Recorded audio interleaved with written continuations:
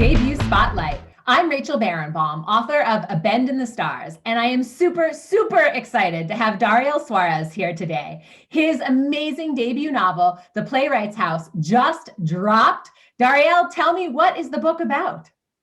Hi, Rachel. Thank you for having me. So the book is set in Cuba, contemporary Cuba, and it's about two estranged brothers whose father becomes a political prisoner. He's a very famous theater director, and that throws the entire family into a big drama of trying to help their father. And so it's just a family story, but it also deals with politics, with art, with the tensions of living in a place like Cuba. So yeah, I think that's sort of the gist of it. And it's very close to home for you because you immigrated from Cuba to America in '97. Can you talk about how that is in the book, right? How you've layered that into your story there? Yeah, I think having grown up there sort of informed some of the places that I wrote about, the types of details that I ended up including in the book. And this was a way to sort of get back home, to walk the streets of Havana again, to imagine some lives. Not everything that happens in the book obviously is close to my life or related to me, but it was a way to reconnect with my city, my country, and sort of the cultural reality there and the political reality there. So yeah, it was quite a great thing to be able to travel back every time I sat down to write. Before we delve into the politics, and there's a lot to delve into with the politics, I did want to say that I really felt like I was walking down the streets with you in Havana. And I just wanted to ask, like, were all of those descriptions, those amazing descriptions from your memory, or were you looking up pictures? Right, so the book is set about 20 years ago. So, how did you remember or fill in those scenes so vividly? Yes, so it was a combination of, I think a lot of it I did remember, some of it I asked some of my family members or friends about, folks who lived there longer and had, better memories of the city. I did look up videos and photos, and then I did get the opportunity to travel to Cuba right when I was finishing up my last revisions. So I was able to compare a lot of what I wrote to the reality of it, and I'm happy to say that I felt like it was pretty close. But I did ended up editing and revising a few things. But yes, it was a combination of memory and research and talking to folks to make it as real as possible. Amazing. I'm sort of imagining you looking through old family albums, right? Like Yeah, pictures. a lot of that, a lot of online researching as well. I mean, Cuba, even though a lot of folks think that it hasn't changed much over the last 40, 50 years, some of it really has. And I noticed that when I went back. So it was important to not just go off memory, but to actually, look at the reality there a little bit more recently than when I left. So you really wrote very vividly also about the surveillance state, right? Living in under a government that could arrest you, right, or hold you, with little evidence or reason, right? And very hard to find freedom under that sort of a regime. And I found it so hauntingly familiar to some of what we saw, right, under Trump and what was happening there. How did you dig into that? And what was it like to write about a surveillance state? Yeah, so I started writing the book before the whole Trump thing, before he got elected. And so, in my mind, I was just writing about Cuba. And, it's a slice of reality. It isn't, this is not what happens to everybody in the island, but it can happen, and it has happened to some folks. So that I was interested in showing that. But then when, the Trump election happened and everything in its aftermath, I was sort of in the last revisions and in the process of getting the book out. And it felt eerily similar, a lot of what I was hearing here. And so it was kind of interesting to have those conversations about, some of this, what we're hearing about the press and persecution of the press and propaganda and all of these things are the things that you normally associate with a communist state or a different kind of a state.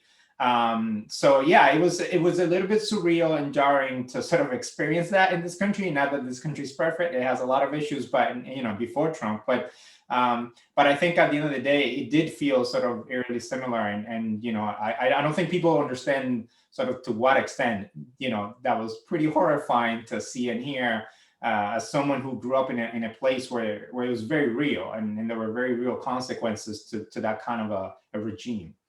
Right. And you also just show how fragile democracy really is. Yeah, I think so. I think sometimes we lose perspective of that. And then, our democracy is very fraught. It's not, again, American democracy has had its issues for many decades, depending on who you ask and who you are in your own experience. But but this was more vert, I think, and some of the language is just very similar. I would say not as artfully delivered. Just from an outsider, Fidel Castro was a better orator, much better and smarter dictator and horrible person. But I think that it was sort of strange to see that. It was almost surreal at times of like, wow, that's something I would hear in Cuba when I was growing up. So it was very strange, and I hope history doesn't forget. Yeah, I hope not. Well, that's why we write. Part of why we write. Right, exactly. Yeah. So this is also a story very much of brothers and brotherhood, right? What it's like to grow up with your brother and experience. I don't want to put any spoilers out there. I'll just leave it at it's a story about brothers also. Can you talk about that? Yes, I've always been attracted to sibling narratives. There's something about sort of having, for the most part, a shared experience, and yet your personalities and the way you remember things can be so different. And there could be resentment. There could be a lot of things that come out of that family history, that shared family history. So I think in this case, it felt right to explore that and to sort of expand the scope of the book through a family story that's centered on the two brothers, but from there, it sort of went outward as well, and how different they are and what different worlds they live in and their different relationships to their parents. And so to me, it just felt like it was a way to expand the book and to open up to opportunities. And at time it got a bit unwieldy, and I had to do some revision in terms of choosing what scenes to keep and having that relationship between the brothers. But it helped me anchor the narrative, I think, as a writer, to have that energy behind it, this tension between the two of them, and trying to hopefully at a certain point aim toward redemption if there is such a thing for them. So yeah, it was just that attraction that I felt to that kind of a narrative, and it felt like the right way to do it. And I just do everything through one character, but to have a larger cast and to have this brother as sort of the counterpoint. And sisters. You also brought sisters into the I mix. did. There were the sisters as well, and very in my mind, very strong characters, very characters that brought a lot of energy and life to the story, and really challenged and tested Sergei and Victor and in many different ways. And it also felt, again, sort of a contrast or a counterpoint to their brother relationship and their inability to come to terms with things. So again, those kinds of things open up the scope of the book and highlight some of the flaws for a lot of the characters.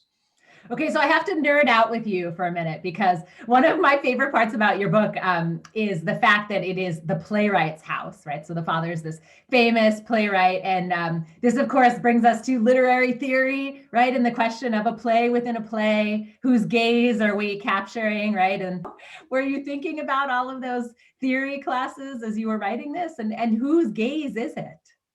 Yeah, so I don't know that I was thinking so much about theory. I think I was thinking more about just art in general. And I think performance art in Cuba, it is, theater, it is a big deal. And I think, when I went back the last time, I went to see a play with my wife, and she was the one who got me into theater. So all credit goes to her. And I think that, there's so many social and cultural sort of layers that come out in theater that play out in a place like Cuba, where you have to be careful what you say and what you present, but they do find ways artistically to, for instance, take a classic and then make it a political statement in a way that's subtle. And so that attracted me very much. And then what happens when the director sort of oversteps the boundaries and ends up in trouble? And so to me, that felt like a very great world to explore from an artistic perspective. And in terms of gaze, I think for me, it should be anybody's gaze, honestly.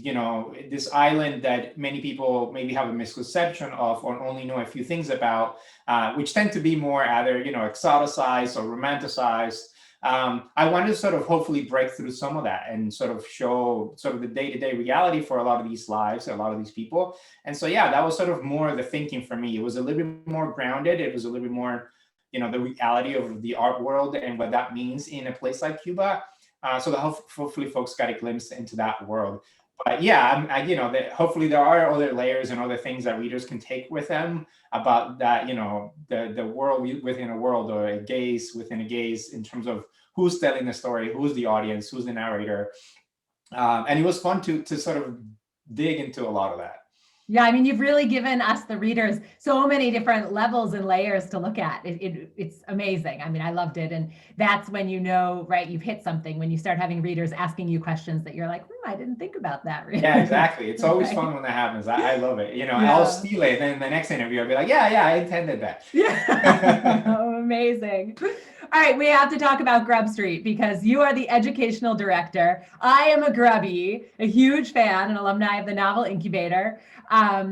So tell me about Grub Street. Yeah, so Grub Street is an independent creative writing center. It's been around for over 20 years now. I've been a part of it for 7 years. I think I started as an instructor and then joined the staff as a head of faculty and now as an education director. And it's an amazing place where a lot of different writers from different backgrounds and lived experiences come together.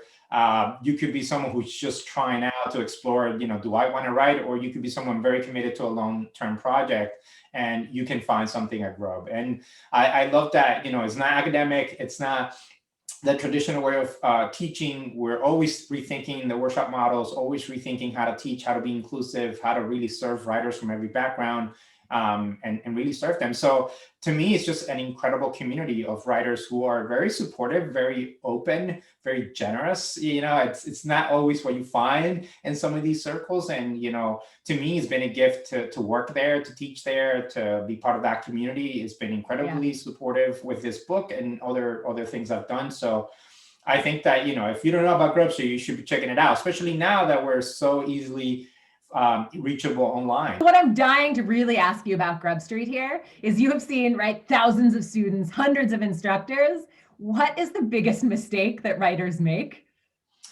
That's a tough question. There are many mistakes I think we make, but I think being rushed, thinking that things will happen quickly, thinking that you take two classes and you're ready to publish, or getting discouraged if that doesn't happen, thinking that you spend a year on a book and you should be able to publish it then or find an agent then. I think that writers need to understand that this is a process, it's a craft. It takes years to really get good at and get to a place where you can start seeing very tangible results.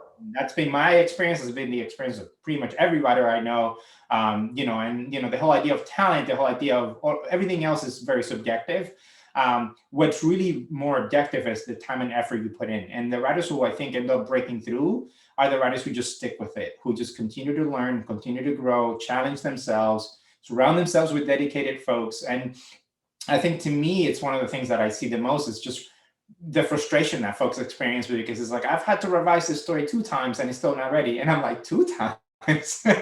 You should see how many times I have to revise my work before I send it out. So persistence, patience, and enjoying the process, I think it would be my advice. It's a marathon. It's not something that's going to happen overnight. So what was the hardest part about getting this book published? I think just going through the submission process. I was working with an agent previously who moved on from agenting right at the end of our submission process. And so for me, just going through that was very illuminating. I learned a lot about the publishing world. I got a lot of great sort of responses from editors, got close a lot of times with some big publishers, but it was a long time on submission. It was more than a year. And then eventually I decided to submit it myself to indie publishers. I had a choice of whether to find another agent or do that. And I went that route. And it ended up working out with Right Hand Press, who are amazing. And it's been incredible working with them. But I think for me, it was just that long road of, it was a couple of years, before I was able to find a home for it. Which at times can get frustrating. You can get a little bit defeated. I believed in the book. I believed it was a good book, and editors were responding, again, very positively to it. But I think from a marketing perspective, folks, know where to place it at times. It's an international book. It's not a book in translation, but it kind of can feel like that. So it was just a learning experience, I think. And that part of it, just being patient and not giving up on it and just seeing it, the whole process through, was great. So glad and grateful that you're sharing the ups and downs of your process, because I think so many writers, look at the big fancy splashy stories where you see, right, someone wrote their book in a year and sold it for $1 million, right, and they're in the New York Times list. But that doesn't happen in real life, right? No, for every one of those, there's like hundreds of us who are going through this long, drawn out process. There are folks whose first or second book don't sell or don't publish, right, and then the third book breaks through. And I think that as writers, we have to understand, again, it's a marathon. You put your effort into a project, you move on to the next one. So right now I'm reading for this book. I'm excited to, talk about it, promote it, but I'm also writing another book, and so my mind and heart is now sort of also being stolen by a different project. And so it is, you're always sort of moving. I tell my students often, whatever you're working on now, hopefully it's not going to be the last thing you ever write. So also don't feel like all your stakes are put onto this one thing. You're just learning how to be a better writer through this project. If it works out, great. If it doesn't, it just makes you better for the next one. And maybe the next one will be a bigger success. So that's sort of how I think about it. And at the end of the day, as writers, we should just enjoy the process too. We should do it because we love writing and creating new worlds and all of this. So I honestly think that you have to sort of remind yourself of that. Yeah, I think every writer that I've ever spoken to that is publishing a book has at least 2 or 3 in the desk that are never going to see the light of day. Yeah, and that is, I learned that when I was younger. I had a professor who said, if you read a book that's 200, 300 pages long, imagine there are thousands of pages that author wrote, whether for that book or other books that you never get to read, and that's what taught them how to write those 200, 300 words that you really like.